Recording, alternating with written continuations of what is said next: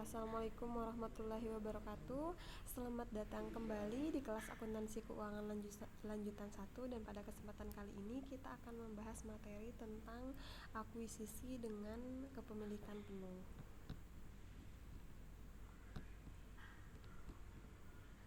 Nah, jadi pada materi akuisisi dengan kepemilikan penuh ini kita akan membahas bagaimana sih proses konsolidasi sesaat setelah akuisisi atas seluruh kepemilikan entitas anak. Nah, kemudian pada contoh yang akan kita bahas pada materi kali ini juga kita akan mengambil contoh ada 2 perusahaan, yaitu yang pertama itu adalah PT Nusantara, kemudian yang kedua itu adalah PT Andalas, di mana PT Nusantara ini adalah PT yang melakukan akuisisi atas seluruh saham yang dimiliki oleh PT Andalas tertanggal tanggal 1 Januari 2015. Nah, kemudian kita akan langsung kepada contohnya. Nah, di sini ada contoh ilustrasi bahwa PT Nusantara itu membeli seluruh saham PT Andalas senilai atau seharga 1,2 M. Nah, pada saat dilakukan akuisisi, diketahui bahwa nilai wajar dari aset dan liabilitas PT Andalas itu adalah sama dengan nilai tercatatnya seperti yang ditampilkan pada pada skema ini ya, yaitu bahwa nilai akuisisi dan nilai wajarnya itu adalah 1,2 M, yang kemudian nilai tercatat aset bersih PT Andalas saham biasanya 800 juta, kemudian saldo labanya itu 400. Jadi ini adalah nilai wajar atas aset dan liabilitas dari PT Andalas yang nantinya akan diakuisisi oleh PT Nusantara, yang mana nanti PT Nusantara akan menjadi induk perusahaan, kemudian PT Andalas itu akan menjadi anak perusahaan. Nah, ini adalah gambaran laporan posisi keuangan PT Nusantara dan PT Andalas ini periode 1 Januari 2015 sesaat sebelum dilakukannya kombinasi bisnis atau sebelum adanya akuisisi kepemilikan penuh oleh PT Nusantara. Nah, di sini kita bisa melihat bahwa posisi keuangan antara PT Nusantara dan PT Andalas ini berbeda, di mana memang dilihat dari aset, kemudian liabilitas dan ekuitasnya itu adalah ini menggambarkan masing-masing kondisi keuangan perusahaan dari PT Nusantara dan PT Andalas. Nah, kemudian karena PT Nusantara ini akan mengakuisisi secara penuh PT Andalas, maka PT Nusantara mencatat transaksi akuisisi PT Andalas dengan jurnal per 1 Januari 2015 itu adalah investasi pada PT Andalas, kemudian dikredit itu kas senilai 1,2 M, yaitu senilai jumlah akuisisi PT Andalas berdasarkan nilai aset dan nilai liabilitas atas nilai wajarnya. Nah, kemudian ini adalah gambaran laporan posisi keuangan PT Nusantara dan PT Andalas setelah dilakukan akuisisi. Di sini kita bisa melihat perbedaannya. Kalau misalkan kita perhatikan laporan posisi keuangan PT Nusantara dan PT Andalas sebelum itu, di sini tidak ada penambahan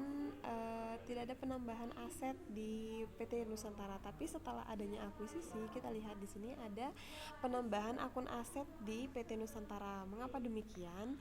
Karena proses akuisisi yang dilakukan oleh PT Nusantara itu akan menambah aset dari PT Nusantara itu sendiri, yaitu nilai investasi pada PT Andalas senilai 1,2 M.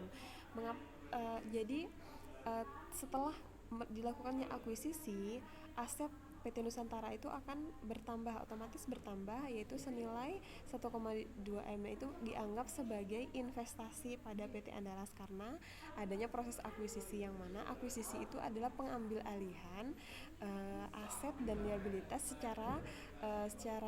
secara mayoritas seperti itu. Jadi kepemilikan saham atas PT Andalas itu dikuasai oleh PT Nusantara yang nantinya akan menjadi perusahaan induk atau pemegang saham mayoritas atas saham PT Andalas itu sendiri. Jadi segala sesuatu yang berkaitan dengan pengambilan keputusan, kemudian pengambilan keputusan, proses pembuat kebijakan dan lain sebagainya itu yang memegang pengendali itu adalah PT Nusantara. Seperti yang sudah kita bahas sebelumnya bahwa persentase kepemilikan saham itu akan mempengaruhi seberapa besar perusahaan itu memiliki proses pengendalian atau tidak. Nah, kemudian kita juga melihat ini ada apa lagi, ada perbedaan. Sekarang kita buka lagi yang sebelumnya ya. Kalau kita perhatikan kas dan setara kas dari PT Nusantara sebelumnya itu adalah 1,6 M. Nah, setelah diakuisisi, kita lihat setelah ada proses akuisisi, kita melihat bahwa kas dan setara kas dari PT Nusantara itu berkurang menjadi 400 juta. Mengapa berkurang? Karena kas dan setara kas yang sisanya berarti kan 1,2 M itu sudah dialihkan atau dialihkan ke investasi, yaitu senilai 1,2 M karena ada proses investasi yang dikeluarkan oleh PT Nusantara yang kemudian diserahkan ke dialihkan ke investasi seperti itu. Jadi kasnya berkurang tapi ada penambahan akun investasi yaitu senilai 1,2 M. Kemudian jika kita perhatikan juga di laporan posisi keuangan ini untuk PT Andalas sendiri itu tidak tidak terdapat perbedaan laporan posisi keuangan. Yang memiliki perbedaan itu adalah hanya PT Nusantara yang hanya menunjukkan bahwa saldo kasnya berkurang senilai 1,2 M, kemudian muncul akun baru investasi pada PT Andalas dengan jumlah yang. Nah, jadi kas yang diberikan oleh PT Nusantara itu kas yang dibayarkan PT Nusantara atas akuisisi ini itu dibayarkan kepada pemilik PT Andalas sebelumnya, bukan kepada PT Andalasnya. Jadi ini yang perlu dipahami bahwa otomatis kita ada pertanyaan, mengapa kasnya itu berkurang tapi kok di PT Andalasnya tidak berubah? Karena apa? Karena yang dikeluarkan kas yang dikeluarkan oleh PT Nusantara itu diberikan kepada pemilik PT Andalas sebelumnya, seperti itu. Karena dia memang sudah menjual sahamnya seperti itu kepada PT Nusantara. Tetapi sebenarnya di PT Nusantara juga tidak rugi. Kasnya juga hanya kasnya saja yang berkurang, tapi tetap pada akun asetnya itu bertambah, investasi yang bertambah senilai 1,2 M. Jadi kas yang tadinya ada kas 1,2 M sekarang beralih ke investasi. Nah, kemudian ini adalah kertas kerja konsolidasian. Nah, untuk memperoleh laporan keuangan konsolidasian PT Nusantara dan PT Andalas sesaat setelah transaksi akuisisi ini, kita dapat menggunakan bantuan kertas kerja yang bisa dilihat pada tampilan yang saat ini, bahwa ini adalah menunjukkan kertas kerja konsolidasian untuk laporan posisi keuangan PT Nusantara dan PT Andalas. Jadi kolom yang pertama untuk neraca saldo itu adalah informasinya sama seperti yang sebelumnya. Jadi informasinya itu sama dengan yang setelah adanya akuisisi. Jadi informasi ini yang dimasukkan. Kemudian yang kedua itu adalah kolom jurnal eliminasi. Nah, kolom jurnal eliminasi ini adalah untuk menempatkan penyesuaian untuk saldo-saldo yang dilaporkan oleh setiap perusahaan sehingga mencerminkan nilai yang tepat untuk konsolidasian.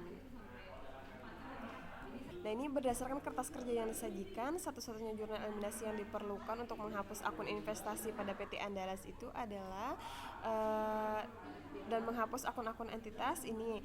Jadi jurnalnya saham biasa PT Andalas 800 juta, saldo laba 400 juta, investasi pada PT Andalas 1,2 M. Ini adalah jurnal untuk mengeliminasi ekuitas anak.